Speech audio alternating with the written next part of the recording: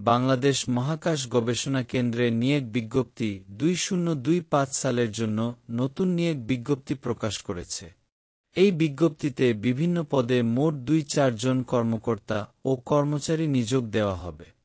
শিক্ষাগত যোগ্যতা: পদ অনুসারে জেএসসি বা সমমান, এসএসসি বা সমমান, এইচএসসি বা সমমান, স্নাতক বা সমমান এবং স্নাতকোত্তর বা সমমান পাশ প্রার্থীরা আবেদন করতে পারবেন।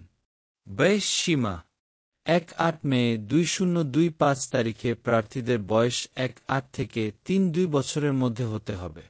অভিজ্ঞতা: নতুন ও অভিজ্ঞ উভয় ধরনের প্রার্থীরা আবেদন করতে পারবেন।